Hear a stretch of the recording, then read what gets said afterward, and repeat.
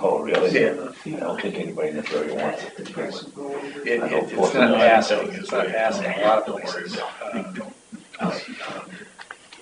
So you're still going to end up going to Massachusetts. That's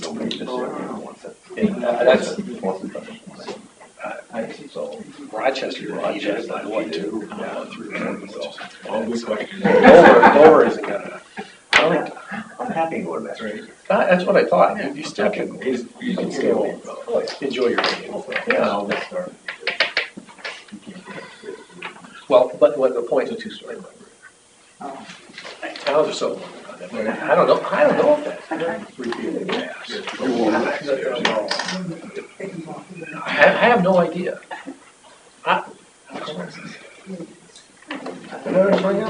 No, that's statewide repeal. That would be right and the town. So I say it's good.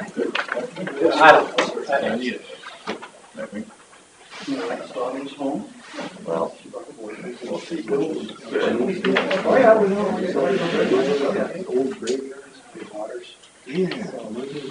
Of course, the flu bug hits everybody. And the cold did, but the cold flew right to my house.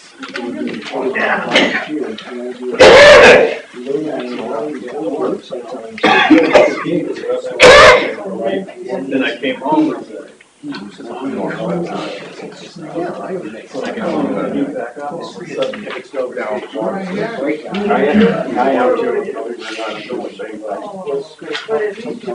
Okay.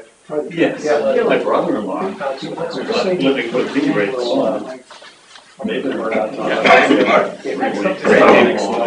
And their houses. Can I open a PowerPoint? Requires no funding. Well, that's just, I don't know. It would be good enough at the state level by a volunteer. What do you want to try to get together, Jim? So that day,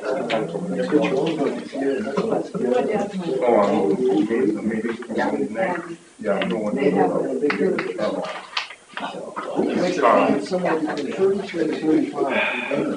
Yeah, wait, what up or not?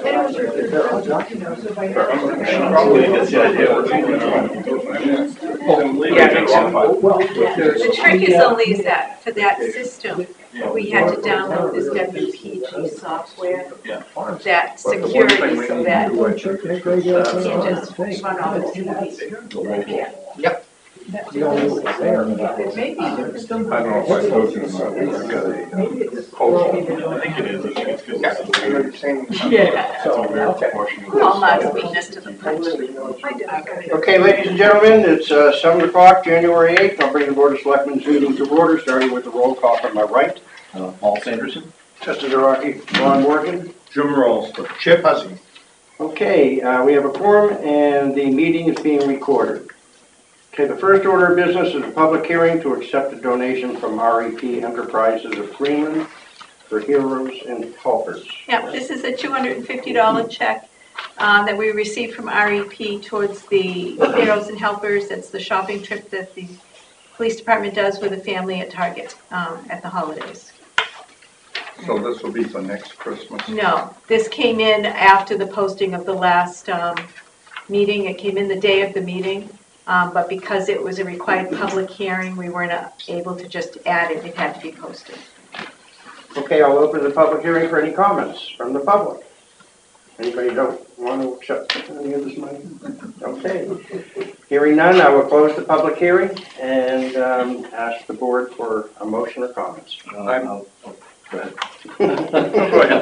I move to accept a donation of $250 from REP Enterprises for the Police Department Heroes and Helpers. Second. Have a motion and a second. All in favor? Aye. Motion passes. Again, on behalf of the town, I'd like to express our appreciation for these donations, their generosity. Okay, under appointments, we have our library trustees to update us on the library expansion project. Hi, Marsha McLaughlin for the library trustees. We're here to give you our Plan B. in response to the concerns that we heard after our meeting with you in early December. And I have been minimally involved in the resolution. It's been our architect, Ron, my husband Craig is the chairman of the building committee, our town attorney, Peter Laughlin. So I'm going to turn it over to Craig and to Ron to bring you up to date.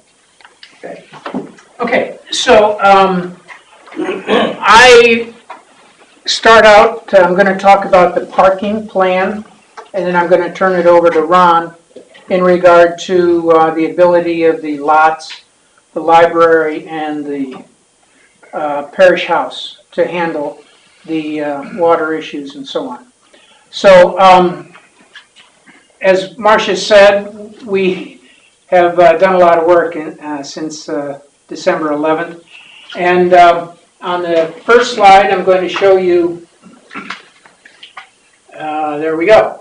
So, courtesy of the Google satellite, this is an overview. We have the library, parish house, SAU building, and the school. And you see here the parking. I don't know what time of day it was, but obviously school was not in session. Nobody at the parish house or the library, so perhaps maintenance here or some people on the playground. But this gives you an idea of what kind of resource we have when we talk about parking in this general area. The next slide. The last we presented, we were talking about building a parking area here of 26 spaces. The selectmen said that was problematic. I agree, that was problematic. So next slide we're going to show that this is no longer in the plan, and we're going to talk about this parking lot here, which typically has over 100 empty spaces for most of the year. Over 100. So question, why would we want to add more asphalt in Greenland if we don't need to? So what we're going to talk about here is just how would we address getting the necessary parking for the library without building additional parking here. Next slide. What I'm showing is we're going to consider the total parking spaces between the library, the parish house, and the school, and it's going to be approximately 136 spaces. This is, we're going to plot the number of parked vehicles as a function of the day, and we go time from 7 a.m. to 9 p.m. So starting out here, we're showing on a summer weekday, no school. In blue, we have the SAU staff, 10 cars. In gold, we have the library. And what we've done here is we've increased 50% over what we typically see now, because in anticipation, if we put on the addition, we're going to have more people. So, and then in the, what appears to be green, the top one, is the church. This is a summer weekday. On the next slide, we're going to show a Saturday. It's no issue. When you can see 136 approximately spaces, this is no issue. So again, we have on a Saturday, the SAU is out, the school is out, we have the library and the church. Next slide. This is an overview courtesy of Microsoft.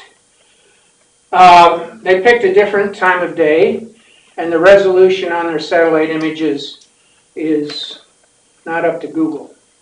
But this gives you an idea. So here we have the school. You can see the parking pattern is primarily in this part of the lot. Over here, very little utilization, almost no utilization. This is the south end of the parking. Next slide. So this begs the question, all right, how are we going to deal with it on a school day? We have to address two things primarily, the school day and a special event. That's when we're going to be utilizing the great majority of these parking spaces. So on a school day, in blue we have the school staff, 70 vehicles, 7 a.m. to about 5:30. Next slide, we add the SAU, 10 vehicles. Next slide, we allow for visitors to the school and the SAU. We're allowing here 16 vehicles for visitors on a school day. And these numbers, we're getting excellent cooperation from the school and the church. The numbers I'm presenting come from them. We're going to add now the library in yellow gold. And again, these are increased above what past experience has been in the, let's say, the last year. And then finally, we're going to add the church. So what I'm showing here is on a typical school day, we still have 26 empty spaces.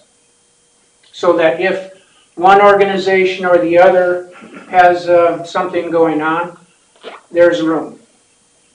So now we come to the special event at the school, which of course was driving the size of the school lot in the first place. So in the next slide, here's what happens with the school. Generally the school special events are in the evening, and they use essentially all of the parking space. So we're showing here, the school comes down, then ramps back up. The library and the church logically go to minimum.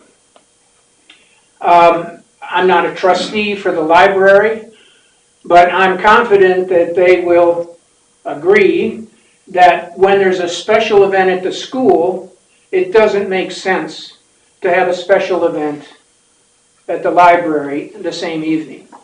Okay? We showed you earlier that there's a room in the basement of the library addition which can hold approximately 100 people. Well, that could be 40 to 50 cars, so logically that would not be scheduled at the same time as a school event. So even in this case, our proposal works. Now, this is assuming, I said we get up to 136.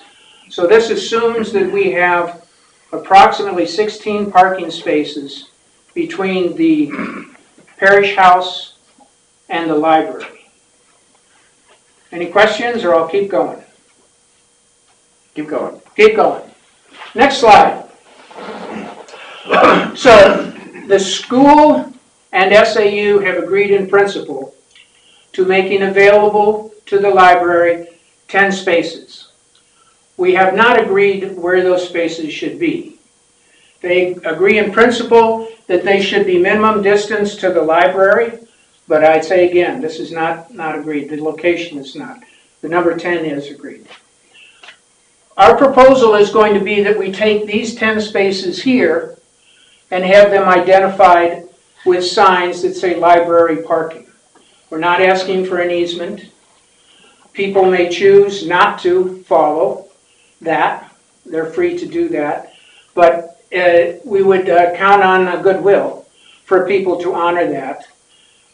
The teachers that normally park here, I should go back to the SAU. The 10 vehicles for the SAU, we're talking about 33 spaces, actually 43, between here, here, here, and here. 10 vehicles for the SAU could easily be just on one end of that row. So the library, the identification of parking spaces for the library in this location does not adversely impact the SAU employees, nor does it impact the school staff, because on the next slide, I'm showing that these people parking here can park over here, same distance to the front door. So this would be our proposal. Also, I'll say that if we could go back one, please. This distance here, the distance to the library from these places here is not that much more than the distance from these to the front door. So I think it's a reasonable walking distance. We're going to have the handicap location, the handicap parking, as adjacent as possible to the library itself. So we're not talking about handicapped people out here.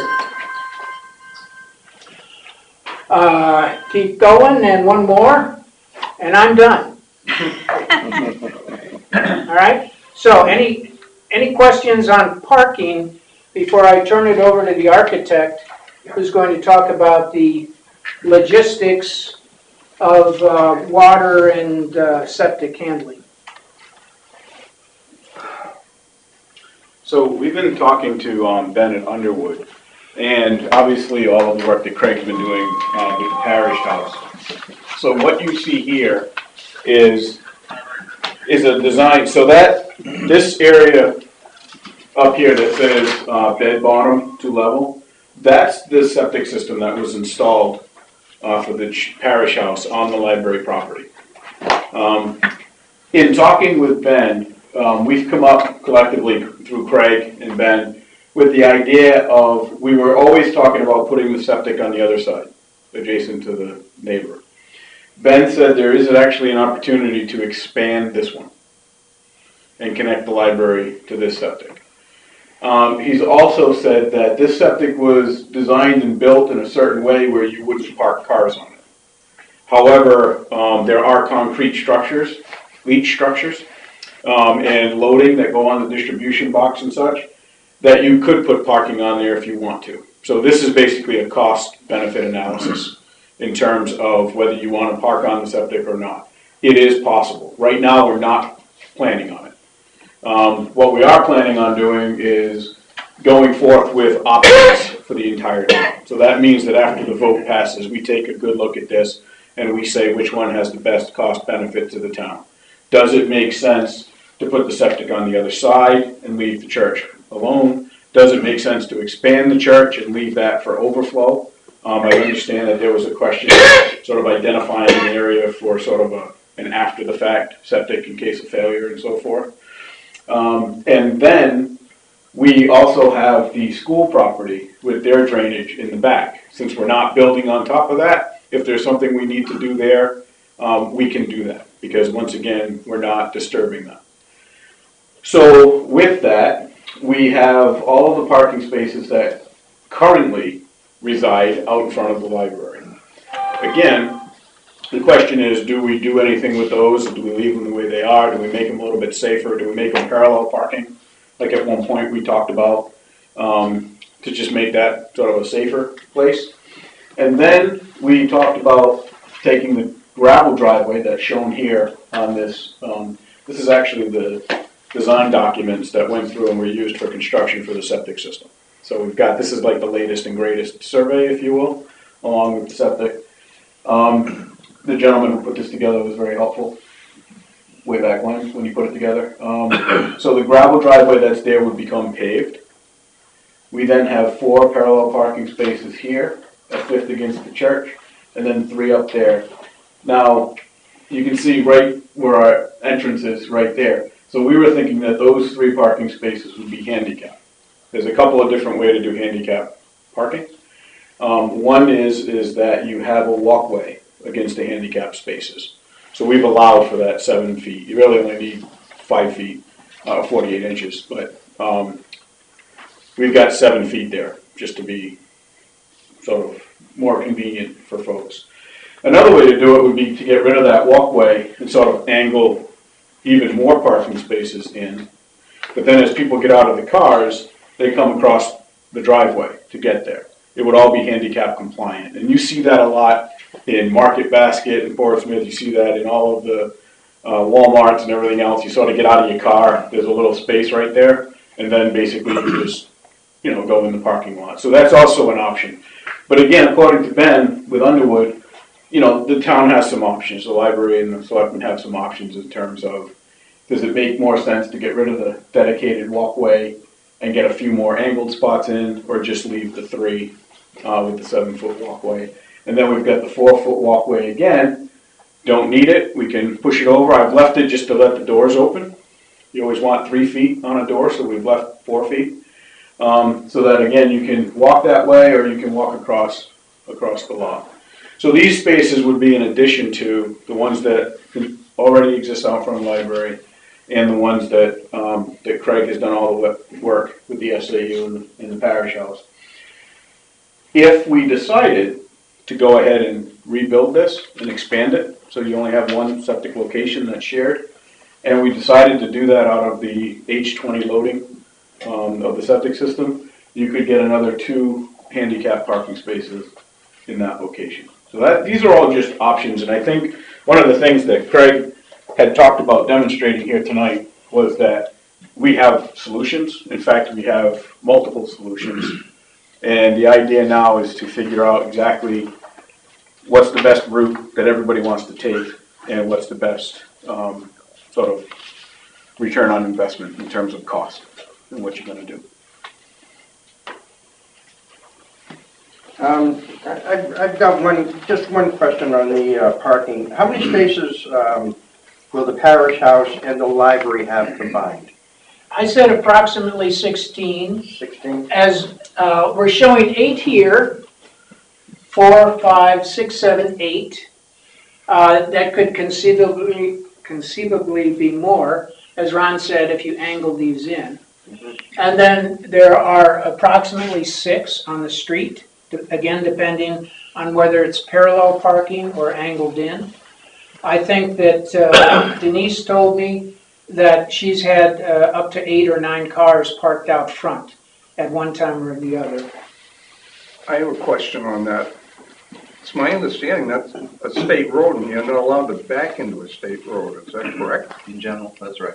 So how would that work with that? Because it's existing, we wouldn't be able to touch anything out front and change the configuration. Okay. If they were looking for a new driveway permit, it wouldn't be allowed. So we did talk to Ben, contacted the DOT, and they said exactly what the gentleman just said. Okay. That if we do anything out there, they want to be involved. Not to say that they won't allow us to make it safer, but if we do anything out there, they want to be involved. They want to, they're going to permit it, let's put it that way. Ron, Yep. using this illustration and everything this gentleman said, how much would that reduce the cost? So right now, we're not reducing the cost, but I can tell you that if we're not building 26 parking spaces out there, there's going to be a savings. Now, you take that savings and you say, okay, do we want to take some of that savings, contact the Department of Transportation and do something out here to spend some of those monies? Do we want to take some of those savings and rebuild this so that we can park on top of it? So typically, my rule of thumb, engineers love when I start doing this, so don't quote me, but basically when you build out a parking lot, let's say 30 parking spaces or so forth, you're looking at somewhere between $7,000 and $10,000 per space, right? So that's all the grubbing that goes into it. It's whatever drainage you need to do. It's the sub base, if you will, then it's the asphalt, and then the finish asphalt on top of that.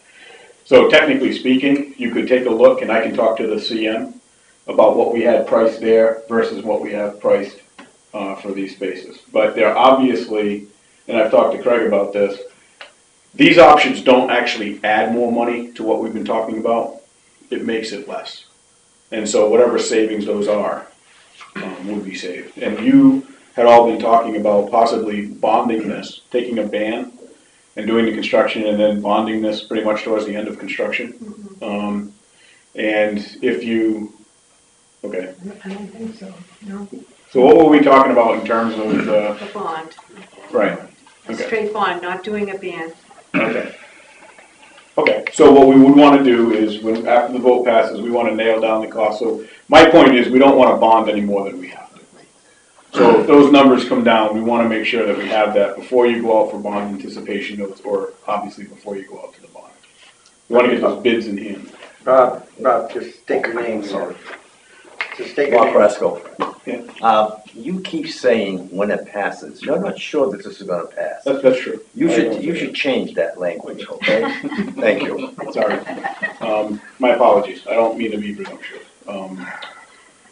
So at some point, we want to get that straight before you go out and do anything financial. We want to make sure that we've got everything covered in terms of how much you're actually going to need. Right, the public hearing, which is tomorrow, is that for the $2.9 million bond, which would be the highest potentially it could go. Correct, correct, that's the goal, is that everything comes in under. And if I may say to what Bob mentioned,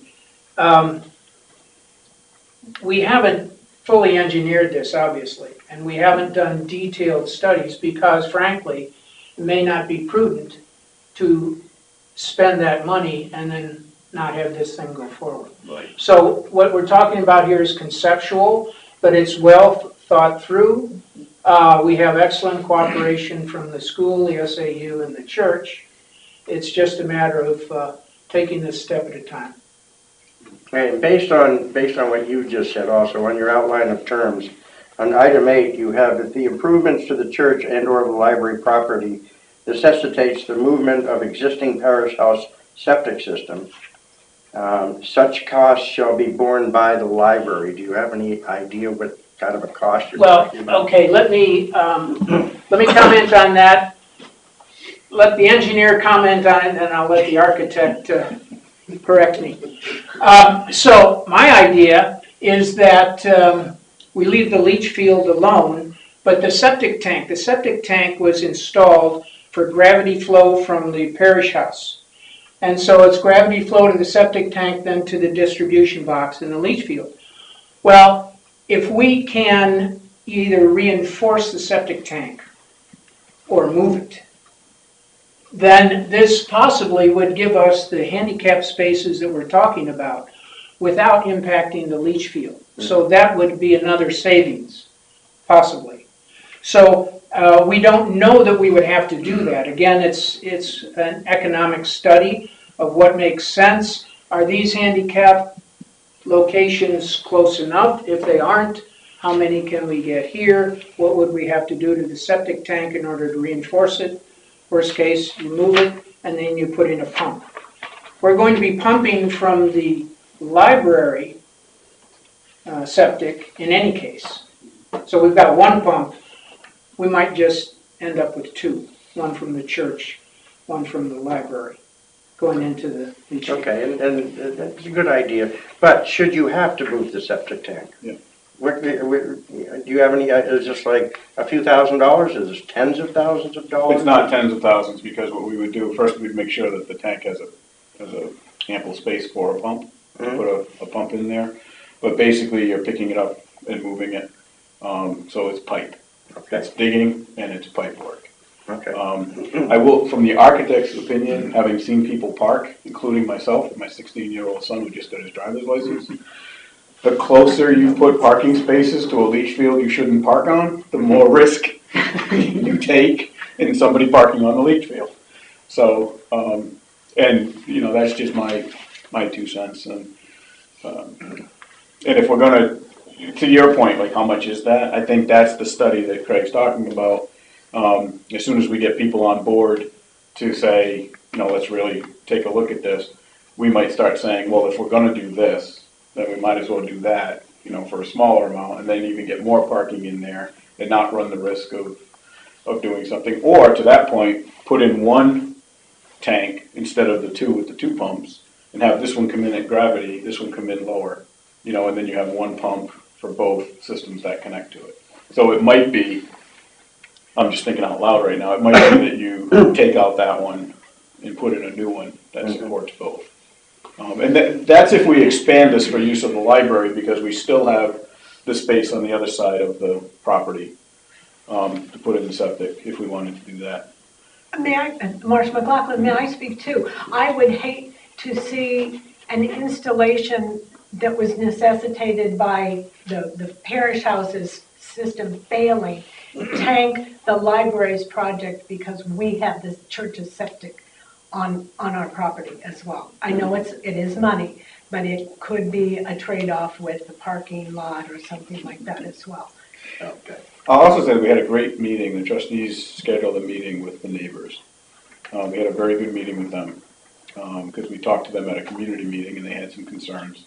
We sat down with them in the library, had a very good meeting. We're going to have some follow-up meetings with them, but they're beginning to fully understand like what impact this will have to them as the neighbor. Okay, I don't want to sound nitpicky, but, you know, this is a warrant article going on. This is a big expense to the town. I think the town needs to know that, and I think you people have done a great job doing your homework and everything, but the townspeople need to know that it's been well researched and thought out, so that after the project, if it does get voted on, that there aren't all of a sudden things that pop up that have happened in the past in this town, because it wasn't well thought out, that all of a sudden there's more money that needs to be added to it and everything else. So that's why I bring up these nitpicking little things, but they're important. They all add up, you know. I agree.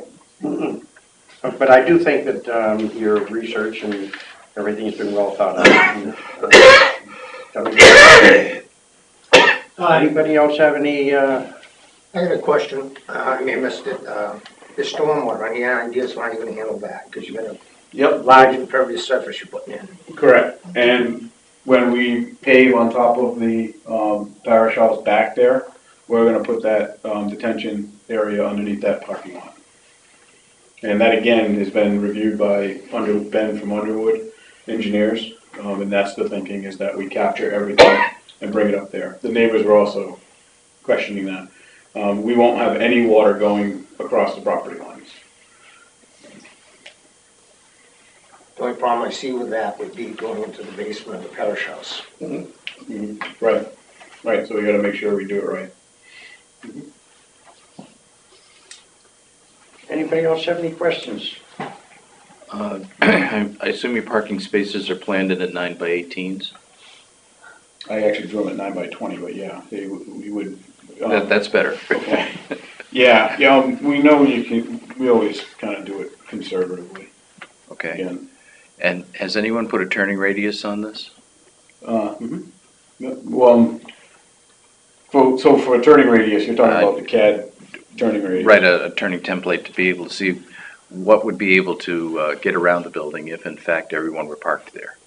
We've done it for cars, we haven't done it for, so for instance, I can talk to Ben, I don't think he's done that for emergency vehicles or fire trucks or anything like that. I was going to say the fire truck, we would want to talk to the chief. Yeah, I don't, honest, looking at that, I don't believe you can get a fire truck around there with or without cars. Me either. No, well, with no parking, I think you could, but with anyone parked there, you probably can't.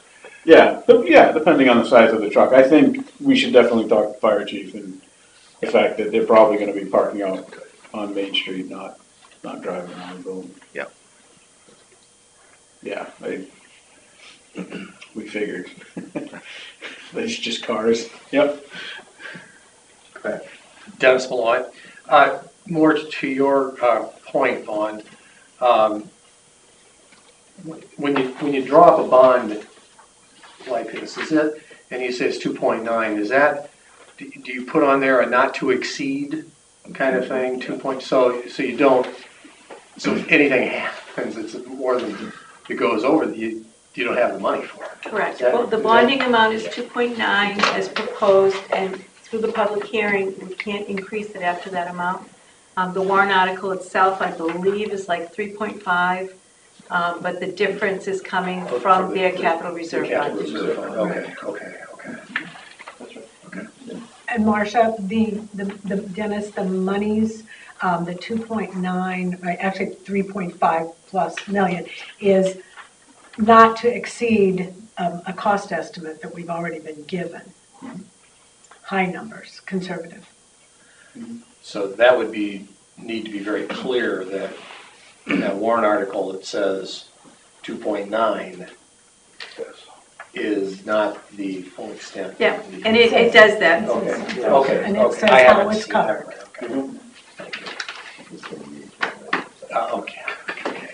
If I may, Craig, one more point to the concern about possible surprises. In my previous life, I'm retired now, but in previous life I was an officer for the largest construction company in the country. And we did extensive studies on surprises and their impact on cost, because most of our jobs were bid lump sum turnkey, so the company was at risk. And I can't pass on this information verbatim to the building committee, but I have summarized it in terms of what's relevant for a project of this scope and made it available to them, and we'll look very carefully at the risks that would be involved. Okay. I also was in the construction business for quite a while. Okay. And Good. some of the bigger projects that I've seen throughout New England always, I mean, almost always, you know, came in below, I mean, above what what was projected. That's a rarity I ever saw one that didn't. So that's why I just don't want something in the town to be left undone. If it's going to be done, I want it done properly or not done at all. So that's the only reason I bring that up. So, but I understand what you're saying. Does anybody else have any questions? Well, thank you very much. We appreciate your presentation. Thank you.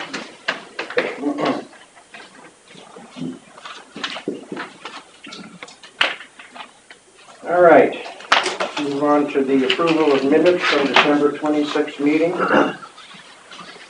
Does anybody have any comments, amendments? I have an amendment. Corrections? Correction. Go ahead. Second paragraph. Cedar Rock East Indian received a call Christmas Eve day from a resident. What page? Sorry. I'm sorry, page one. Second paragraph. It says, Cedar Rock East Indian, he received a call Christmas Eve day from a resident who was concerned about outside contractors taking salt. He was told that the resident witnessed a truck. That should be a red pickup truck. I know I said that because I wouldn't bring a vague statement such as a truck, because who would know? It was just a, right. You know, so that's it. Okay. Change truck to red pickup truck. Okay. Anybody else? And I'll entertain a motion to accept the minutes as amended. So moved. Okay. And I second. Okay. All in favor? Motion passes. All right, old business, Coakley update. Just have a brief update in that I have a conference call with the EPA on Thursday morning on the status of the project. We had put together a survey that we put on the website. We had it, about 40 copies were taken at the last public meeting that was held in Northampton, asking residents for any of their concerns about getting the information, better ways that we could communicate regarding Coakley. Not one survey has been returned. So rather than have the EPA and the task consultant come down to review the results of the survey, we're going to regroup on Thursday morning and see if there's a better utilization that we can use for this consultant. Okay, so it seems like the residents that are most concerned about this seem to be getting the information they need. Getting the information and everything else. That's good. Excellent. Okay, let's move on to the video surveillance policy. Okay, this is a project that started quite a while ago now, and the policy, the original draft of the policy I copied for you as the second document that just says the draft. And the top policy is after Chief Laurent reviewed it and made several corrections and changes that she would like to see in it, so that one policy applied for all of the town employees in all of the buildings. Her original markup was to say, except for the police department, except for the police department, except for the police department. And where the board wanted this as part of the personnel policy, it really needs to be all or nothing. So is the draft one we're actually looking at right now? No, the top one, video surveillance policy. But the draft just showed where all the markups were for you. Because I have a couple, actually I have a couple problems. Okay. Section D, where it says who has access to the videotape. I know Ralph wants to be monitoring his people. And I don't know why a selectman wouldn't be able to take a look at that if we had a problem we had to deal with. The board of selectmen may request an open meeting that wishes to review live feed or video surveillance recordings and provide a time when the board wishes to carry that out. So they can. one member cannot just come in and say, I want to look at this. Why not? Well, this is all up to you And guys. we can find out why not, though, that's all. And this is just the way it was drafted, so. No one wants to do this by themselves. Right, this is just the way it was drafted, so the board can say, you know. And I would, I'd like to just say that, I know what you're saying, Chip, but I don't think that anybody, any of the selectmen or anybody can go in and review these things without a justifiable cause. And maybe without an authorization from the majority vote of the board, all right? The board needs to be in control. We are, you know, held responsible. Because the board takes all personnel action. Right. Okay, that's why. And so if you have sort of an articulable reason to go in and review it, fine, bring it to everybody. Everybody decides how that review will occur. Now further, I would suggest that if anybody is to look at these tapes, that it needs to be done by 2 people, minimum. So that one person can't go in and erase. And it's, you know, there's the old saying, good fences make good neighbors. But I think it needs to be reviewed by at least 2 people. Yeah, but I also thought Ralph wanted to keep an eye on those guys and see what they were up to. Well, The same way the police chief is doing it. yeah. But I would, I understand what you're saying. I do think that there needs to be justifiable cause for doing it, and that justifiable cause needs to be presented, I think, to the Board of Selectmen. We just need to. And I guess that brings the question, do we give too much to the police chief here? Except for the fact that would leave everything in Karen's hands as to whether information existed or didn't exist. It's a hard balance here. How far do you want to do with department heads? We really have the 3, we have Karen as the overall town administrator, police chief, fire chief. You could argue that Paul Hayden is a department head. And so if you want to extend it to all department heads, then we begin to lose a lot of control over this. And so that's probably not a great idea. You know, I'm just saying, I think this just needs to be thought out. Well, I think the big problem that Ralph has, he's basically an absentee chief most of the time. He's at his own business. Yes. So he Well, wants why it. are we hiring 2 lieutenants? Aren't they gonna be around to keep track of what's going on? All I know is that's why he was putting the videos up in the fire station. I understand. Yeah, and I understand that too, yeah. The only other problem I did have was the section C, number 2, about the discipline. Section C or D? C. C? C and Charlie. You know, you can't use If this. that's on the draft, that was deleted. That was deleted? Okay. Now I understand. Yep. Okay. The chief had a problem with that because she wanted to be able to use it for discipline. Well, I was gonna say, if you see somebody pulling donuts out in the middle of the parking lot, you Correct. talk to them. She wanted to be able to use it for discipline. Okay, so that's. And that's an interesting thought too, you know, because certainly the chief has the most in the number of employees. We have had times in the past where a chief of police has imposed discipline the selectmen never knew about. Okay, and that caused tremendous trouble and consternation later on. So I don't want to micromanage the police department by any means. But I think when we talk about discipline, I'd like to qualify that a little bit. That before the police chief could impose discipline that would involve administrative leave with pay, or that would involve a suspension for more than 24 hours, I think it needs to be brought to the attention of the selectmen. Okay. And you guys can do that with the chief with her contract? Yes. Because it's specific in her contract that she reserved that right. And again, I don't want to micromanage, but I also don't want to have a situation like we had in that past time, where a 90-day suspension was imposed that we never knew about. Correct. Yeah, point well taken. And I would say not with this chief, so it's not. Right, it wasn't with this chief. Yeah. I just don't ever want to get back to that day again. So I think there are a few little revisions that needs to be looked at in this before we make a motion on it, Okay, okay? so do you want to write up? I'd like to, yeah, and, you know, More I'll sit changes? down with you and the chief if you'd like, and Right, anybody else that would like to. But however, if we have more than 2 selectmen, it'll have to be a public meeting. To me, it's like reviewing non-public minutes. You know, when non-public minutes are sealed, they don't get unsealed except by a vote of the entire board. They don't get reviewed by an individual just because they like to. Okay? So I think it's a very similar thing. So you're suggesting doing this in a non-public? No. No, if somebody wants to look at them, That it's that analogous. you have to come to the board to ask to review it. All right. Again, I think it needs to be a justifiable cause. You know, it's sort of like a search warrant.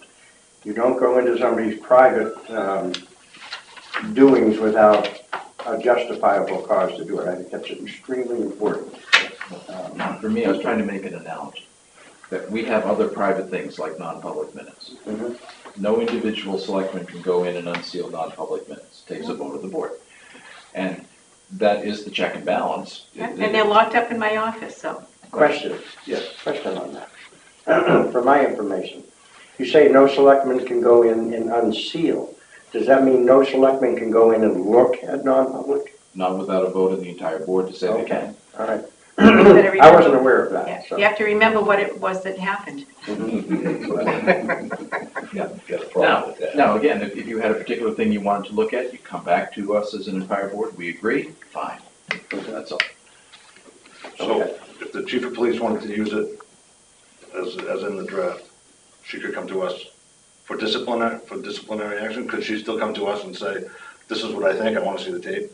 Yeah, what I would hope is that we would clarify discipline with the chief. Right, but if there's a criminal activity, she was trying to reserve the right for them to look at criminal activity without any, Right. Without, may conduct Absolutely, and/or yeah. monitor And the that- surveillance. Right, and that makes perfect sense. Sure. I just would like to have some control on her use of it for disciplinary purposes for her personnel.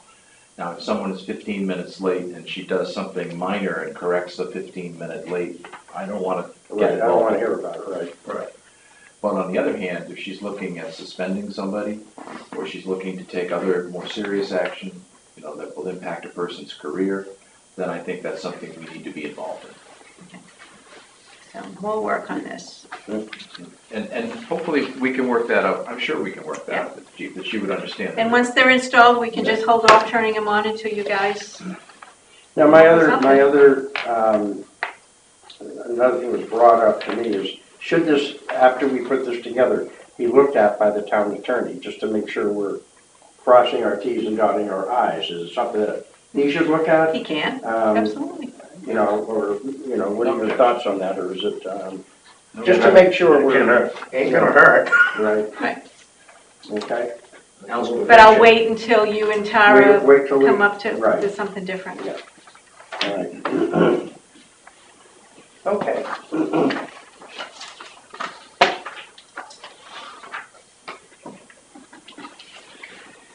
Okey-doke. Let's get on to the warrants.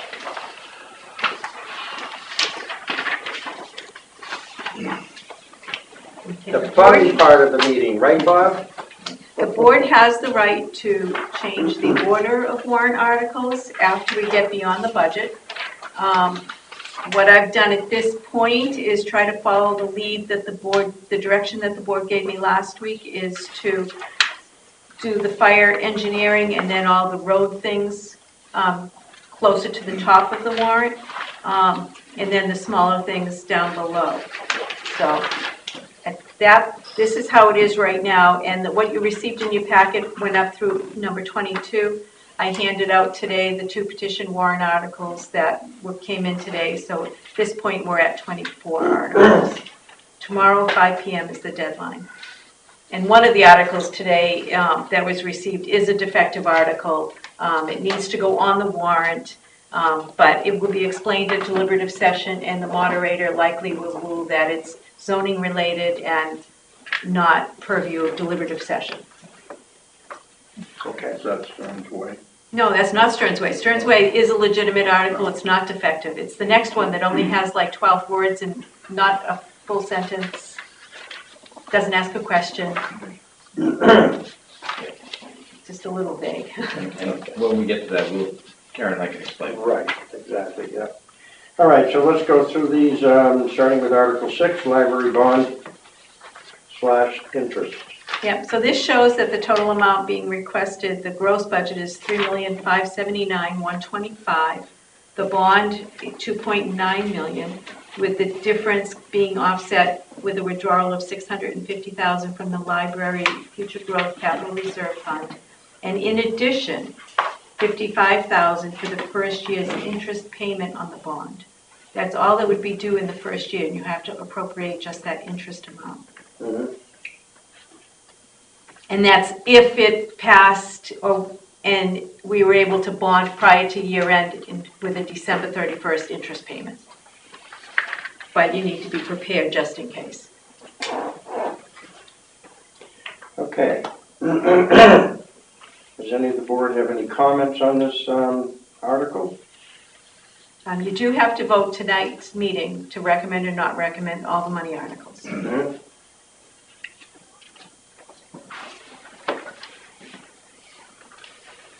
And the other thing would be after deliberative session, were it to change, we could look at that again. Yeah, you can change your mind after deliberative session, not after public hearing tomorrow, but after deliberative session. Okay. You can vote. Okay, any comments? I'll start from my right, Paul. Okay, you don't have to start. You're right. I just, I do this because I'm left-handed. I want to be ambidextrous. Okay. And the wording itself is statutory, so there's not really any changes you can make to the wording. I mean, if you want, I'll start. I mean, go ahead. No, it's okay. I'll do it. All right. First of all, the wording is good. I have no problem with that. And I think that they've done a very admirable job of coming forward with a supportable series of costs. So I'm absolutely supportive of this going to the town for a vote. So now it comes down to our recommendation about the project. Okay. I would have to say that while I think they've worked as hard as they can and the needs assessment is right on, I still have concerns that I can't get by. My concerns are primarily about the church property. If this were to be paved, it comes pretty darn close to 100% lot coverage with impervious surface. I think that's a problem. I think that this particular project comes about as close to packing a site as you can get. I think it's tight. It's really tight. I try to look at it as a 50-year investment that it is, and I think we're going to have issues. Now, that's just my view. That's just my view. I still have concerns. I still have issues with it. But what I don't have a problem with is the level of work that folks have put into it, the level of thought, the level of attention to detail. They've tried to answer every question that's been raised. They've done their very best. But I just can't get there. Okay. May I just say one thing? Marcia McLaughlin, it is pervious paving that is being used, not impervious. Therefore, the water will drain. It is not going to be impervious, just so you know. All right. Chester? I mean, I guess when I came into this, the site had already been approved, lack of a better word. I have a big problem with the site. It's too small. There's too many entities involved. I'm a big proponent of separation of church and state, and it's just too much in together. I'm pro-library. Let's just do it somewhere else. That's what I think. I can't get past it. The parking, they went from 30 spots to taking 10 from the school, which looks good on paper, but those 10 spots the SAU faculty parks now goes over here. So when the people are dropping off the youngsters for preschool, all those spots are taken, and it's that parking lot is maxed out at certain times during the day. And I mean, I'm sure over time you get used to it and all that, and you know, people are going to park where there's an empty spot, school or library. I mean, when it comes down to it, special events, people are parking on Park Lane, it's not Park Ave, it's, I don't know, too many entities involved and not enough space. That's how I feel. Jim? Well, I feel that it should go forward. This is something that's been a need for, back when I was a trustee of the library in the 1980s, we went through this same thing about putting an addition on. And the library, as proposed, is going to be more than just a library. It's going to be a meeting center for the townspeople, for the senior citizens. And it's something that over the past few years we've had different issues come up, such as recreation versus library. And the sentiment of the town that I can see is they want to go with this. So I say go for it. Chip? I would clarify one thing. Yeah. I was not for this site. I wanted it to be built someplace else myself. But this is what we've got now. The time for doing a big project, I think, is now. So. Okay. Chip? I think I'm still having problems getting my head around the stormwater. I can tell you right now, if this was a private person trying to build this, you'd never make it through planning. Nice idea. I also am suffering from shell shock with the school increase this year, which is, what, 1.2 million? So, I think it's a nice idea. Let's say we put it forward to the town. If they decide they want to spend the money, let them, but that's the little problem I'm having is the stormwater. I really think if you're trying to keep it on site, you're going to be flooding basements. Okay. I'm glad it's going to be on the warrant. I'm glad that people are going to have a chance to see it because I think it should be seen. It should be a decision that's going to be made by the public. Personally, I look at this whole budget and I see a lot. I see this town just exploding right now.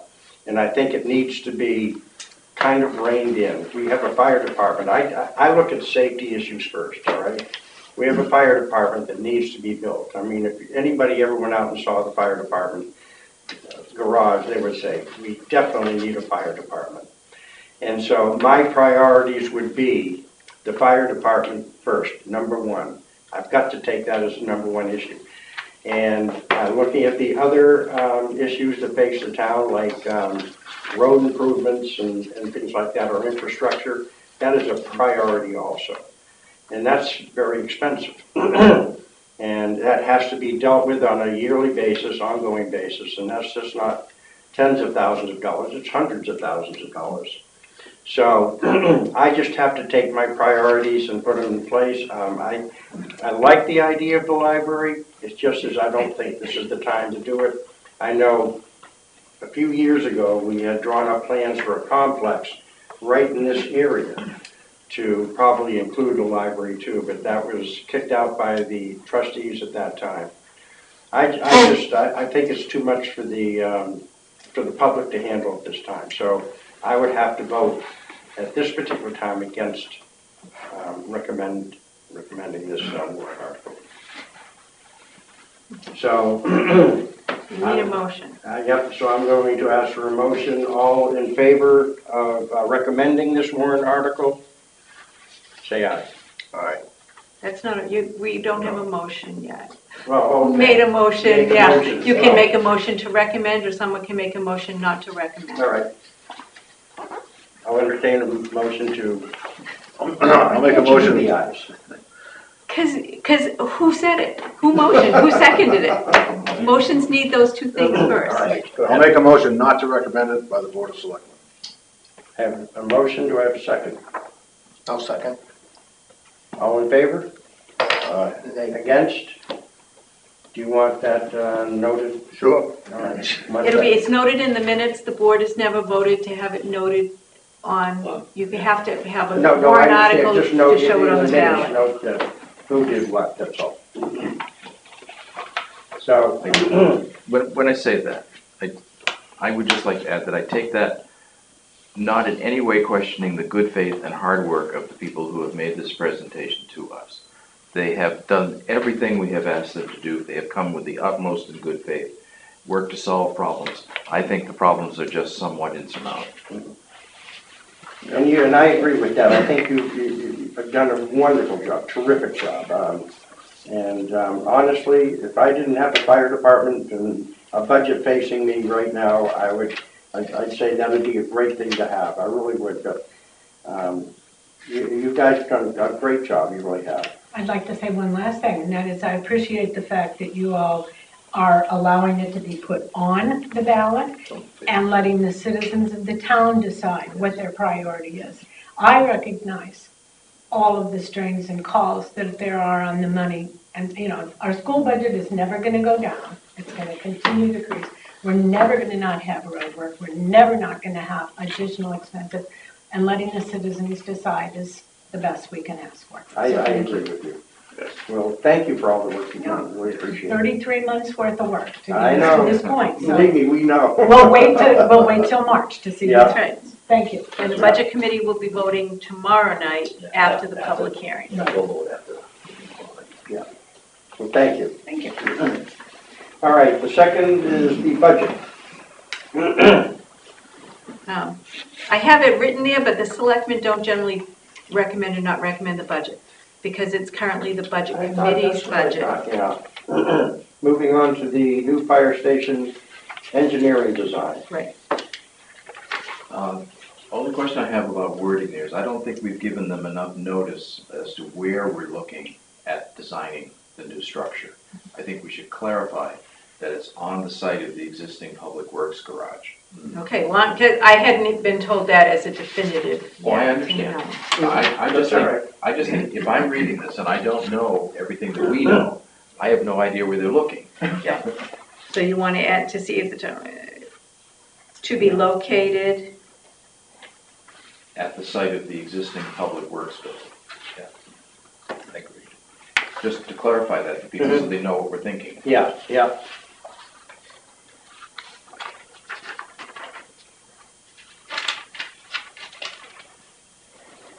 Okay, so I'll entertain a motion to recommend or not recommend the Article 8 as amended.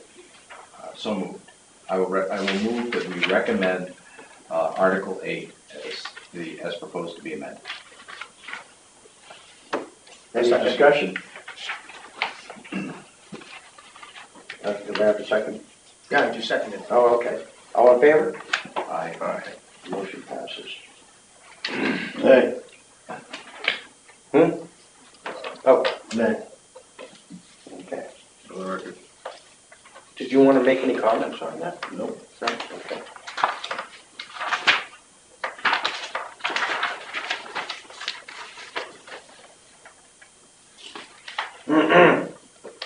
Okay, Article 9, fire station roof.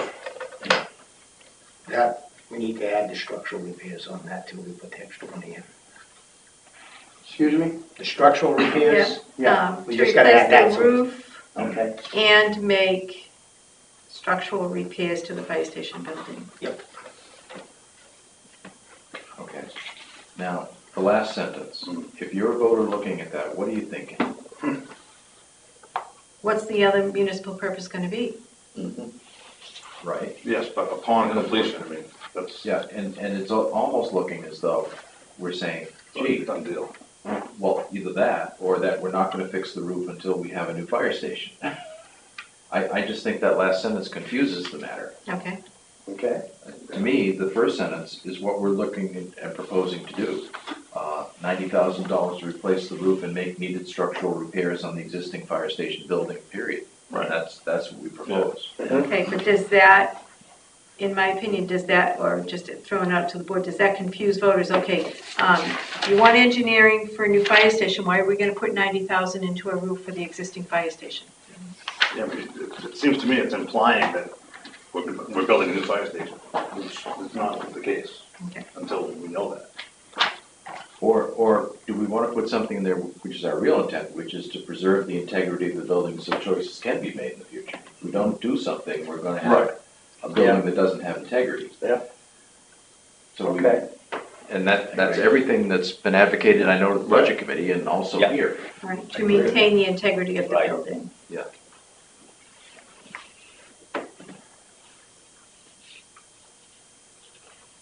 Right, because I think all And of us delete felt. that second sentence completely. Yeah, we felt we wouldn't do this if we didn't have to. Yeah. Well, Okay. I'll redo this in the morning Yeah. anyway, so I can I'll redo get your together notes. with you. Yeah. Well, yeah. Okay, then I'll entertain a motion to recommend or not recommend Article 9 as amended.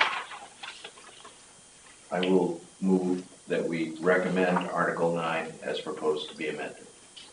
Second. I have a motion, second. Any other discussion? All in favor? Aye.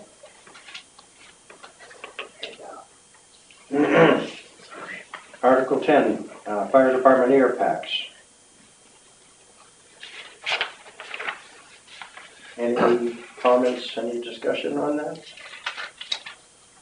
This is planning to come out of their ambulance special revenue fund. And at the same time, just this week, the Aid to Firefighter Grants is opening up, which is the same grant that I applied for with Sarah several years ago that bought these in the first place. So Yeah. I will be redoing the grant application to the AFG. Okay. But there's no guarantees that, Right, it's a competitive grant, and if we have this and don't spend it, fine, because we got the competitive grant, fine. Right. But this is an appropriation. right. We don't And this want is it. going to happen one way or the other. Okay. And although, I guess we want to be careful about that. Would we choose to use this before we know about the competitive grant? Yes. Because we can still do it as a reimbursement. Not back into the CRF or the special revenue? We wouldn't be able to reimburse the fire department's special revenue fund for ambulance. No, it would go to the general fund, then we'd have to have a warrant article to appropriate it into the SRF Right. the following year. Yeah, right. So that's how we would fix it, if we were lucky enough. Okay. Okay. A motion? Move we recommend Article 10 as presented. Second. I have a motion and a second. Any further discussion? All in favor? Aye. Okay. Road Improvement Fund, which comes from fund balance, no impact on the tax rate. Correct? This was the sum that we had talked about after we discussed all of it, so Ivan? move we recommend Article 11 as presented. Second. I have a motion and a second. Any further discussion? All in favor? Aye. Motion passes. Article 12, which is a recommendation from the trustees of the trust fund. Move that we recommend Article 12 as presented. Second. I have a motion, second. Any discussion? All in favor? Aye. Okay. Article 13. My only question on this is, do we want to make this contingent upon the passage of Article 12? Yes, I would say we would. Yes. Yeah, in other words, we wouldn't do it unless Article 12 is successful. That makes sense, yeah. Yeah. Okay. So I move that we recommend Article 13 as proposed to be amended to be contingent upon the passage of Article 12. Second. Motion is second. All in favor? Aye.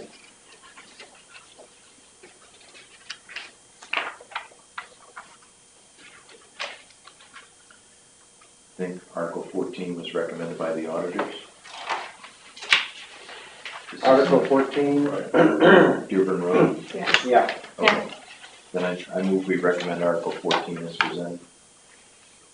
Second. Motion is second. All in favor? Aye. Okay, motion passes. Article 15, from the fund balance, no impact on the tax rate. Yeah, move we recommend Article 15 as presented. Do I have a second? Second. Okay, any discussion? All in favor? Aye. Article passes. Recommendation passes. Article 16, again, fund balance.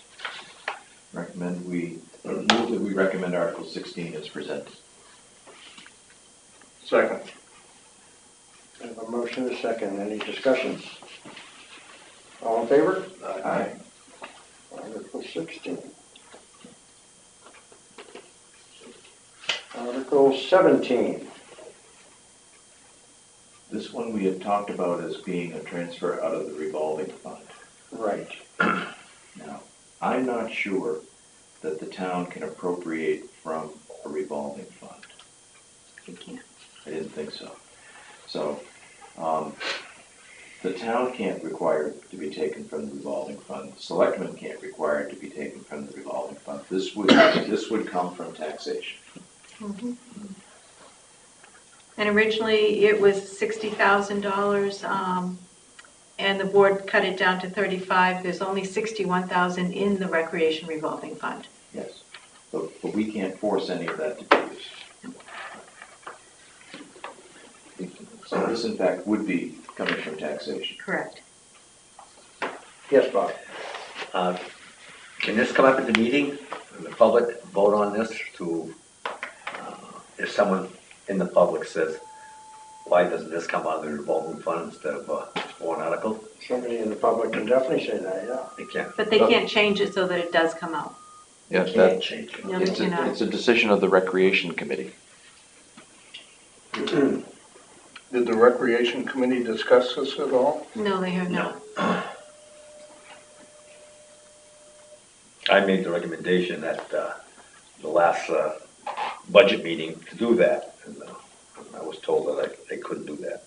The purpose of the fund is for recreation.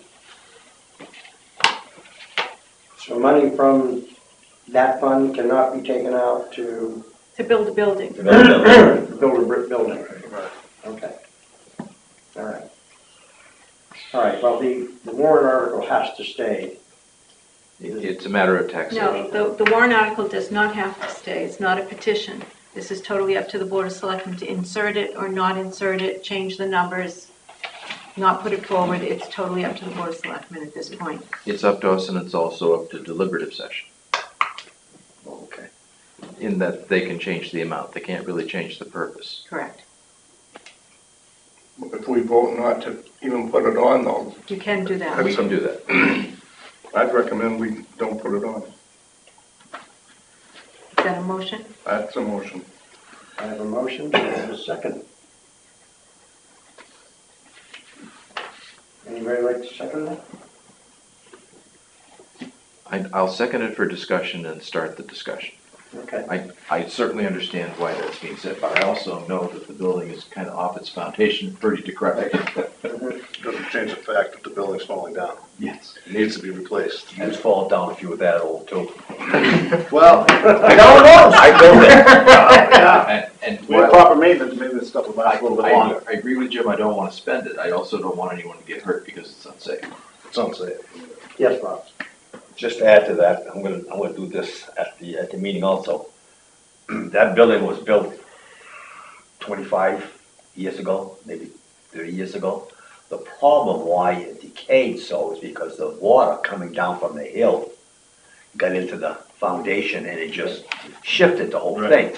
I had that building built for $5,000 back then, okay? Because I had free labor. All I paid for was the concrete, that's all I paid for. And I had a friend of mine who did the building. And he told me then this was gonna happen.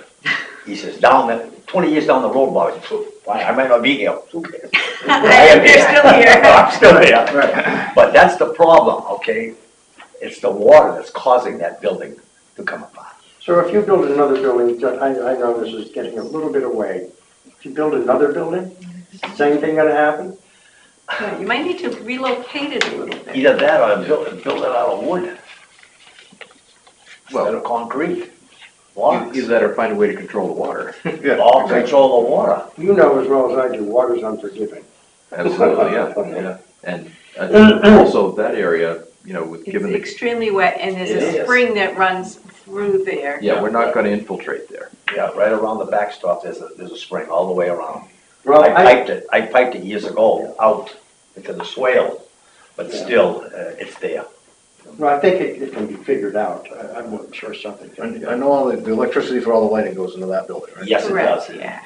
So, do we really need a big building there? Can we build a smaller building to house the electrical and use the other wooden building that's already there, maybe give that a coat of paint and get rid of that? Do we need both buildings? I mean, there's nobody calling the games from the buildings anymore. Yeah, they do. They Do still they? do, yeah. Well, I mean, can we move They that had to the other one, have a mechanical building, you know, with just the electrical and whatever, I don't know if the irrigation goes into that one or the No, other it one. goes into the It's other in the one. other building, So- so I had to put the other building.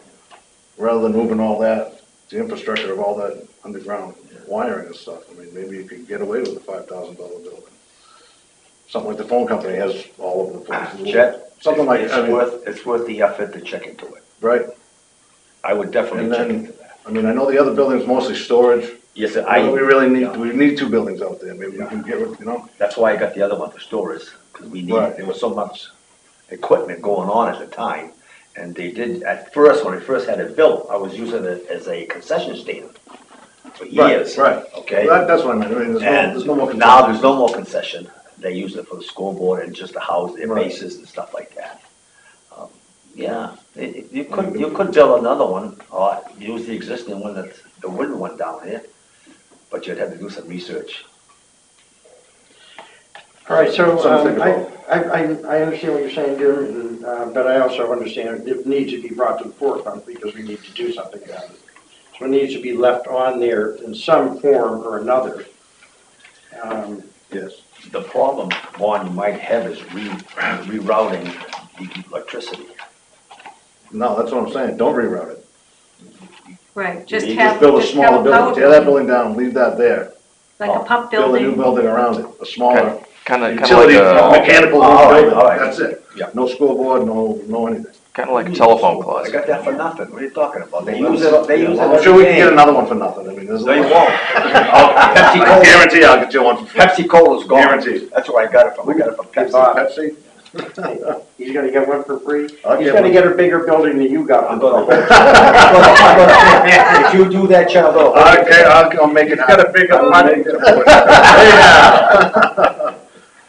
All right, Well, we've done pretty good. We started at 60. Now we're down to $5,000 again. right, Still the electrical's the killer. I'll do the labor for free too. How's that? I'll work for free that time. I'm with I'll get him. free labor. all right, so what do you think? We need to recommend it. Doesn't say that. Right now, we still, yes, it is, because it's a money article. Right now, we have a motion on the floor not to recommend.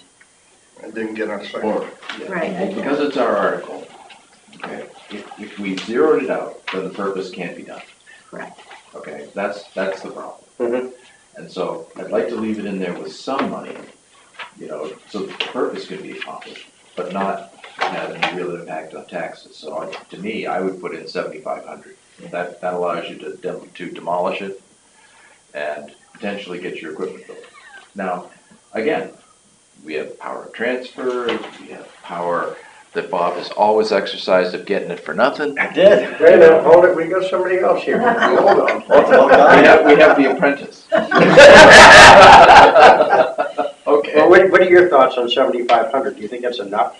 No. No. No, I. I mean, we're at The 35. electrical is I'd extremely like to double that, expensive because 15, it's the high minimum. power. Then I'm It's three-phase going in there, isn't it? Yeah. $7,500. Can't buy a Ka-ching. shed.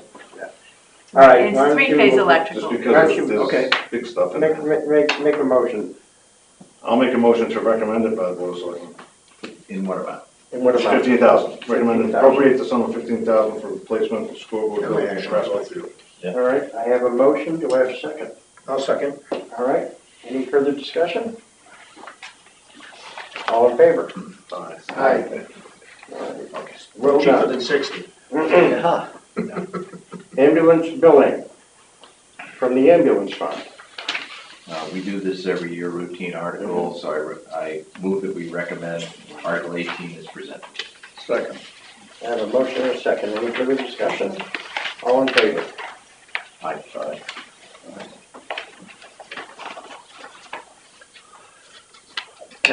Excuse me, Lon, Yes, can I ask a question? yes. Who handles that money? Does Ralph handle that money, or does the money come into this? All the office? money is handled through the town, the bookkeeping department and ComStar, All I want to know. our collection company. Thank you. Good question, Bob. Okay, police equipment. For Article 19, Yeah, we discussed this with we the have chief. discussed this, yeah. Yeah, and so I move we recommend Article 19 is presented. Second. I have a motion and a second. Further discussion? All in favor? Aye. Okay, just continue the mosquito. Doesn't need a vote. Hmm? That one doesn't need a vote, it's not a money It's article. no money, yeah. Oh, okay. Increased stipend to trustee of the trust funds.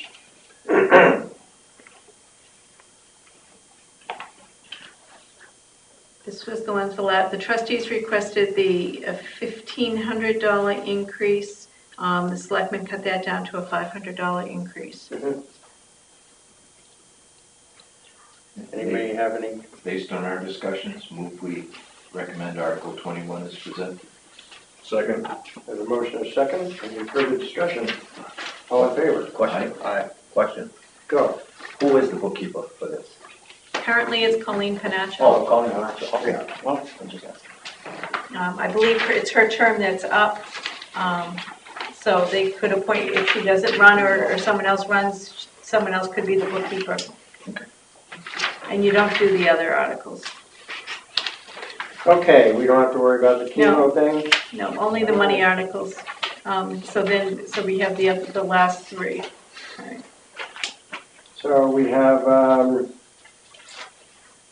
13, okay, so then we've got the discontinuation of Stearns Way and the Article 24, which is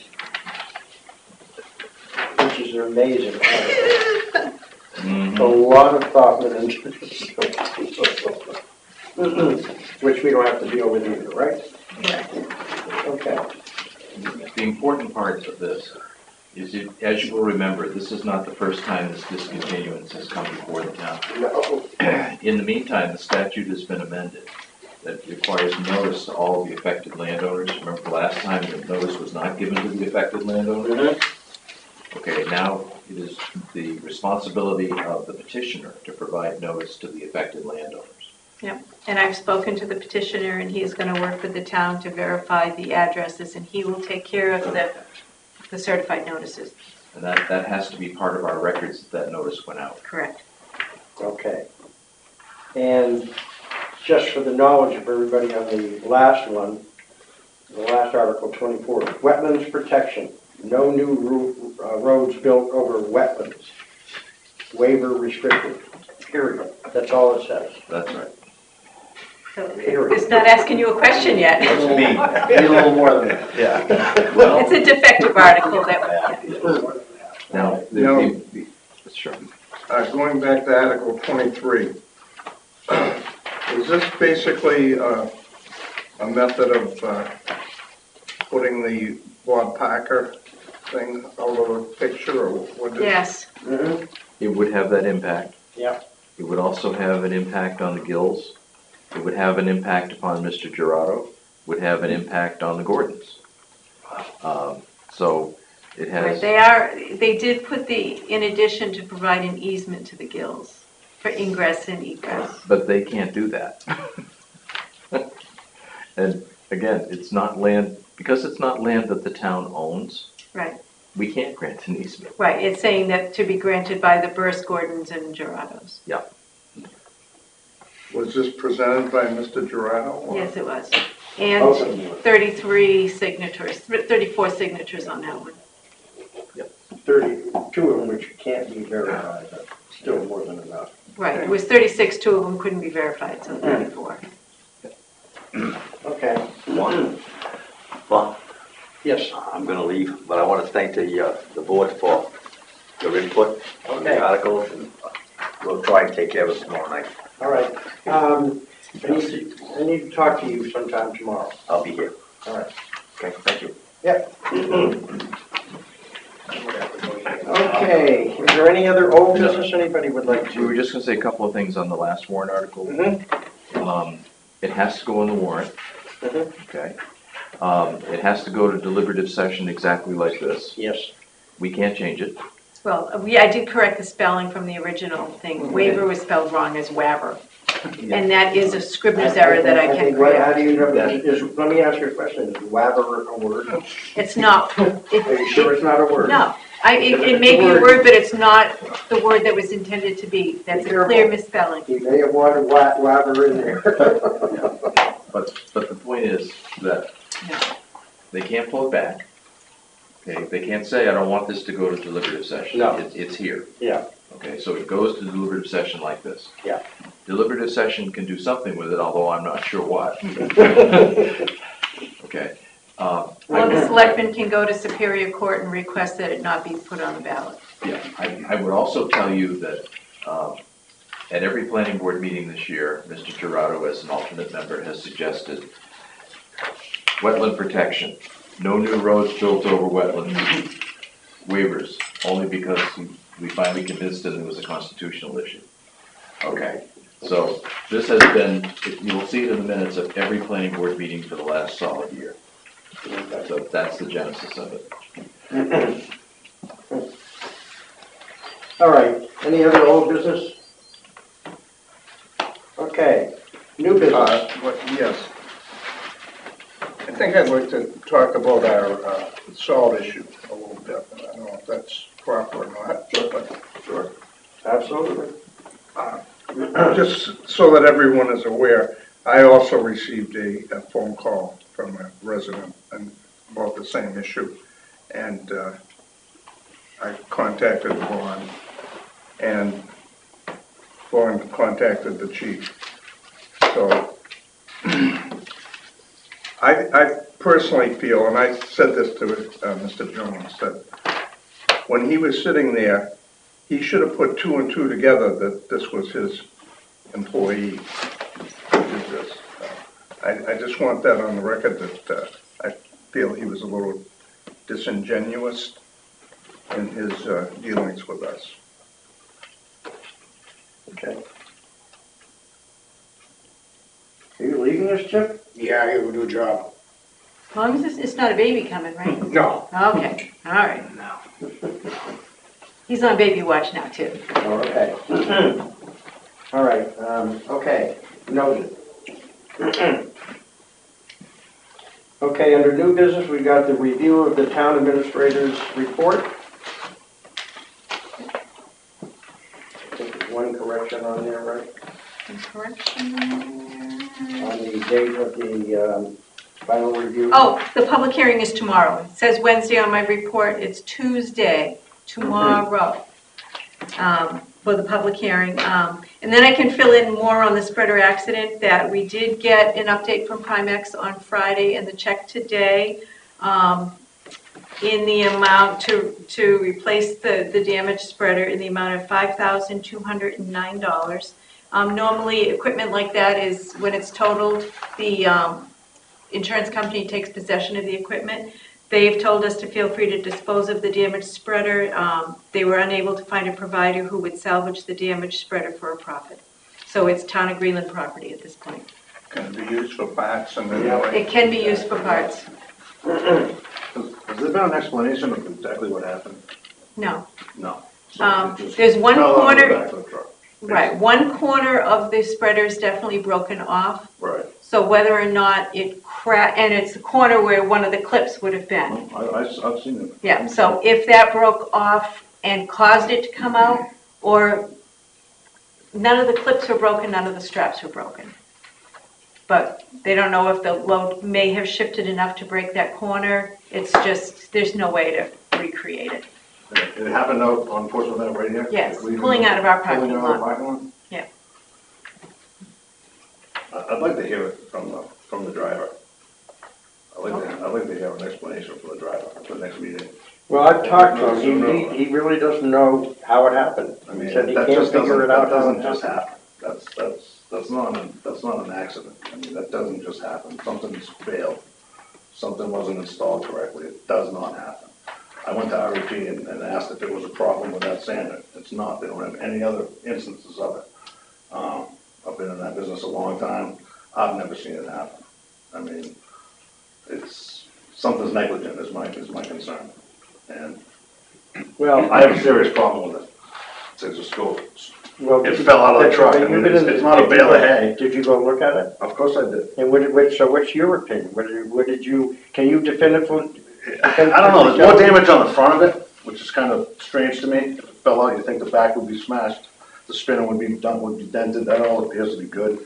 The damage I see is on the top right-hand corner of the front, which kind of tells me, and this is just speculation, that the straps in the back held, the straps in the front failed, it came out and hinged and went over, and kind of rolled over and hit on the top. I don't know how that would break, unless it was done picking it up to get it out of the middle of the road. So, I'd like to hear an explanation. I mean, I don't know what happened, isn't an explanation. Well, Did you again, check I can bring Paul in here, That's what I but meant. he's just gonna tell you the same thing he's told me, and has told Karen, That and he has has told no idea. everybody else that he doesn't know how it happened. What's gonna prevent this from happening to the next one? The new spreader, I take it, would be installed by the dealer, right? It comes in and out of the truck. Yeah, it comes Oh, I in understand, one, right, yeah. but its installation now, they'll go over to the dealership, and it'll be installed by dealer personnel, right? So that it'll be installed at least this time, correct? I would think. Yeah, because it So comes we're out. installing correctly? I don't know. Right, so And- nobody and- knows. And I would think too, we did hear from Mr. Jones at last week's meeting that it was their staff that picked it up out of the road. Right, So we don't know what happened in that process. right, I think we should know, And before we, I mean, we can ask him, sure. But I think to allay your concerns a little going forward, when the new one comes in, it's gonna be installed into the truck by dealer personnel. not next year. Not if it has to come out for a reason. I mean, we're not. Oh, you're absolutely right, but I'm just saying right now, Yeah, and I. it doesn't make me feel, doesn't give me any more confidence in this at all. Okay. And this goes back to, why do we have this? Why is he out there all the time when it's right in the contract that Jonesy takes care of all of this? I don't know why we're plowing the ball field parking lots. I don't know why. Is that in Jonesy's contract? Yes.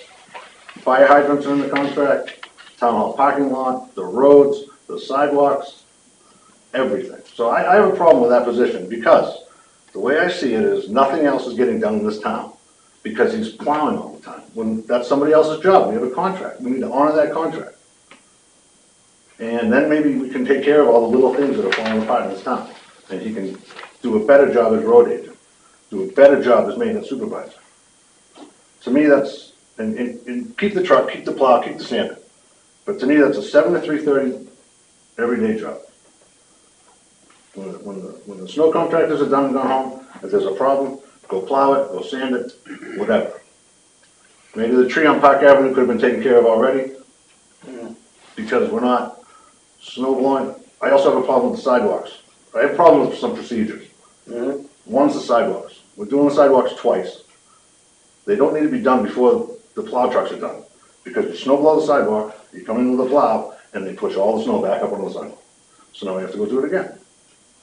And they're not getting treated, so it's an ice sheet from the church to here.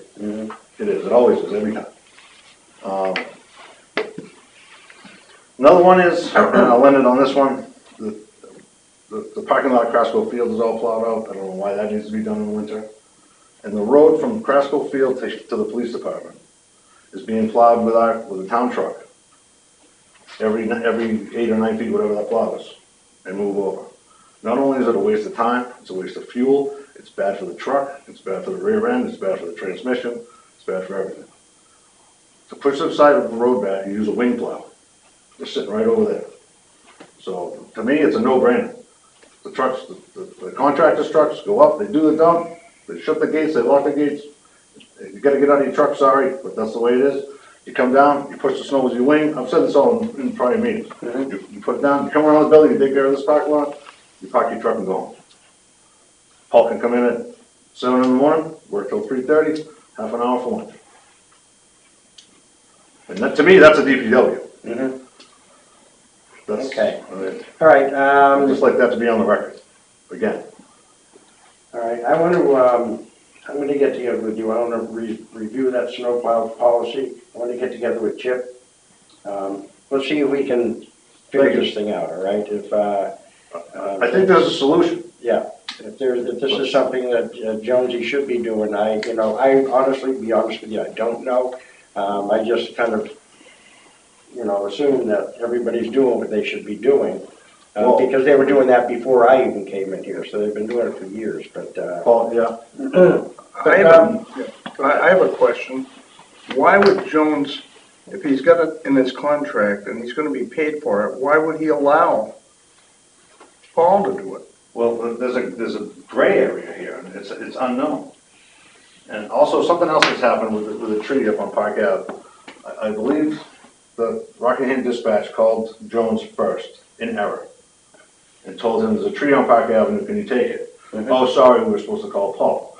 So I believe that Mr. Jones went up with a loader to push the tree out.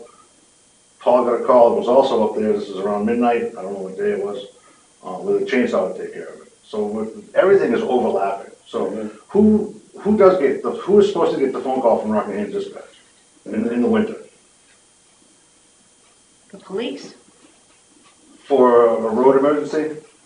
I would think the police, and then they call out somebody. Normally, yeah. And I would hope they would call Paul first. But yeah, it's usually, Well, I was told they were called by Rockingham Dispatch. right, and that's what I was told Not as the well. police, okay. Okay. So that's something we can It clarify. should go through Paul, you think? In the winter. I believe it would come to the police, and then we can clarify with the chief. Yeah, but what it's their not call going to the police, the dispatch is calling the snow contractor or Paul directly. Yes, but the chief can correct that with Rockingham Dispatch more easily than anyone else. That makes sense. Okay, thank you. Yes. I don't have a problem with the correction, I just think the chief is the one to do it. No, absolutely. Chain of command, I have no problem with that at all. yeah. I'll make mention of that too, Chief, too. Great. And let's look into this. I mean, if there's overlapping going on, if somebody is doing, that works for us, is doing something that should be done by a contractor, and we need to straighten that stuff out, which we'll work on. Sounds good, thank you. All right? I'll be happy to hear your report. I don't mean that. Well, you've been through this before, I right? don't mean that in a flip way. If you can make it better. Can we get this on the agenda next time, so we can all have a copy of the contract? It's all right there, it's all black and white to me, I don't see any gray area at all. If you find area for corrections, please, and be glad to hear your report. Okay. Sounds good. Okay? Good. Next item is veterans credits. This is, I think we got two. Yeah, we have two this time. One is a regular credit and one is an all veterans credit. They both qualify based on the years of service, which kind of goes away with the all veterans. One of them is for 2018, one is 2019, based on the fact that the 2019 one hasn't been a New Hampshire resident for 1 year. Okay. I have a motion. I move to approve the veterans credits for residents at 56 Cherry Hill Drive and 32 Windsor Green Road. Do we have a second? Second. All in favor? Aye. Motion passes. And we are currently in the veterans recertification process for the revaluation, so all veterans will be getting a letter from me that they need to sign and return to verify that they are living in the house, and if they're a widow, they have not remarried. Okay. I've been doing like 3 letters of the alphabet every week so that I don't have them all pouring in the same day. Okay. And I do the same thing with my elderly recertifications that have to be done this year, is stagger them going out so that they stagger coming in. because they're very prompt and they all come back the next day and say, here's my paper. And I'm like, Would you want me to look at? Well, no, I skipped, Okay, all right, I think. thanks.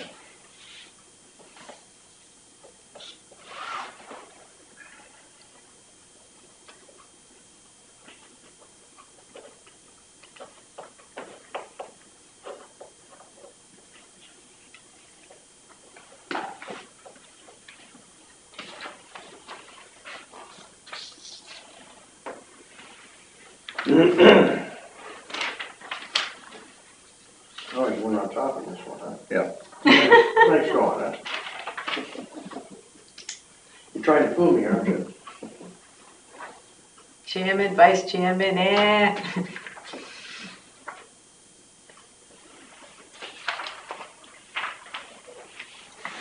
The last town I worked for, they had to sign in alphabetical order. Are you kidding me? No. And so every year, their lines would change based on alphabetical order. Was there a reason for that? Because they felt that the chairman wasn't any better than anyone else, and the chairman shouldn't be on top. So they were listed always in the minutes So let's do our plucking alphabetical. then. It was humorous, but that's okay. Okay, the next item is the snow removal from hydrants. Yep, this was asked to be put on the agenda. Last week, Chief Crester asked that we have the we put on the sign out front, the fire department would like help clearing snow from residents of their homes. Okay. But this is a job that's done by Jonesy, right? It is in Right. Jonesy's contract. It is, okay. It is, and I'd like to say, that I don't think, I think he was doing it in a timely fashion. When this came up, it was before this last bit of Right. snow. Right. So I have a problem with the town asking the residents to do a job that's already contracted out.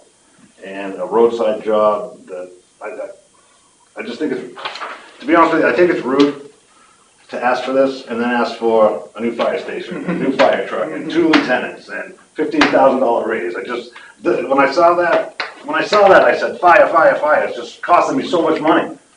You know, it's a front page issue for me. It doesn't pass the front page test to me. And maybe I'm being petty about it, but we pay a guy to do it, he does it, period. No, I agree with that. I've got to admit, though, if I go out in the morning and I see my fire hydrant in front of my house blocked up, I'm clearing it out just in case my Right, house burns down. Because I understand they can't Well, that's just what I was trying to snap come up your with, fingers, I mean. you know what I mean? It's okay to clear your hydrant if you Yeah, want. back when I was a kid, we used Something to like do that, but, all the time. Yeah. maybe I'm being petty. If I am, I apologize, Just, but you know, it certainly doesn't, I don't think it would hurt to it just rubbed me the wrong way. put something, you know, on a webpage, say, hey, look, if you can help the town out, clear your fire hydrants out. You know, that's. But don't no, feel I think we used to do it all the time. Yeah, But don't that's feel all, obligated, that's right. all, just. No. It's not, I mean, I would probably say that, don't say anything, forget it. Making a mountain out of a molehill. Some people do it automatically and some don't already. Okay, drinking water commission appointment. You made it today, huh? Thank you very much. Appreciate And he has that. also now volunteered to take Mr. Sanderson's place. Yes, and I thank you very much. Yeah, we The appreciate The that. problem for me is the meetings are here and I'm in Concord and I really can't get away. Right. So I appreciate having you take that over, that's great. Well, it's because the meetings are usually At peace. Tradeport, yeah, and I can do that. Plus, this is nice because I was co-sponsor of the bill that created this, so Yes. it was, it's kind of nice to be on the Sure. commission that you Yeah. tried to put Do together. we need to have a motion to give him the authorization? Yes, and then I'll have to notify the Okay. state. Thank you. I'll make the motion that we appoint Dennis as the town's new representative on the Seacoast Drinking Water Commission. Second. I have a motion and a second. All in favor? Aye. Motion passes. Thank you, Dennis. Thank you. You're welcome. Thank you for the appointment. I appreciate it. Okay, all right. Is there any other business that needs to come before this Ragtag group. Gonna get our. ragtag group, right? They're just gonna take care of our. Right, he was like other new Yeah, business. I will. I just want to know if anybody, anything else they want to talk about. You sure? Any of the games coming up, anything like that? National. Yeah, we got it tonight. All right, manifest. Chester, you're on. Move to approve the attached manifest of unpaid bills detail as of December 31st, 2017, in the amount of $11,606.40. Second? Have a motion, a second, all in favor? All right. That's the unpaid leave, the retirement benefits for Sergeant Sawyer, Lieutenant Sawyer. Lieutenant, I think, at the end here. Right, Lieutenant, yep. Payroll manifest. Number 1. Move to approve the attached payroll, number 1, pay date January 11, 2018, period December 25th, 2017, through and including January 7th, 2018, the amount $51,508.24. Have a motion, do I have a second? Second. All in favor? Aye. I move to approve payroll manifest number 1 dated January 2018 in the amount of. The amount of, I move to approve general funds account payable manifest 1, January 11, 2018, in the amount of $391,489.44. Have a motion, do I have a second? Second. All in favor? Aye. Motion passes. 160,000 of that is the school, 71,000 of that is the library, which are both 2018 expenses. Most of the other balance is 2017 expenses. Okay. I plugged those into the spreadsheet because there is the bill for the snow for that storm had come through. So I plugged it into the spreadsheet to keep up exactly where we are as of today. So the snow plowing, the contract labor is overspent now by $172,220,000. Salt is overspent by $55,733. And we are still in the black. All right, so we could pull money from someplace to cover those, right? Yeah. This is why you don't want that bare bones budget that Mark Conley went. Yes. Grease is Low, cheap, you know? Yes. Right. You know what I mean? Grease is We're cheap. fortunate that the It's gonna the cost clerical position took a while in the police department to fill, so that was vacant for a while. Mhm. And we were down one officer for quite a while before Officer Sardina was hired. Yeah. That was approved to become a position for March, and it wasn't filled until the summertime. And he's single, and that the new officer position was budgeted in for health insurance at a family plan, not knowing what you were going to get for a person. Mhm. For 9 months at a family plan, it ended up being like 5 months at a single plan. That's where a lot of the savings is coming from. Source of our transfer. Good, yeah. Great. Had he been married with a family and started in March, we didn't have any money left. Right. But I mean, this is, There should still be one more manifest. Fire revolving for $146.40. That might be this one here. that might be. I move that we approve the attached manifest of unpaid bills detail as of December 31st, 2017, in the amount of $146.40. This is the Fire and Safety Revolving Fund. Do I have a second? Second? All in favor? Aye. Motion passes. Okay, I'll entertain a motion to, go ahead. One little thing here, this letter from Peter Blackland. Do we have to take any action on that, or is the planning board going to take action? Or I think that goes to the planning board. I think that's probably, there's not. I have no idea if anyone's doing anything. Right. We took our action in that we talked about this from an emergency lane perspective. We don't have to do anything. who does in order to get this thing resolved? I mean, we've been talking about this thing for years. I think we left it that they're going to go before the planning board. I wish I could understand what a resolution constitutes. I'm not sure what a resolution is. I'm not sure what people will do. Who's they? Any resident that's affected by this? Yep, yeah, because there used to be an association up there. but There used to be, isn't. there was no. No, there is no more. So I used to be president of it. I think we have, Strong's Landing now?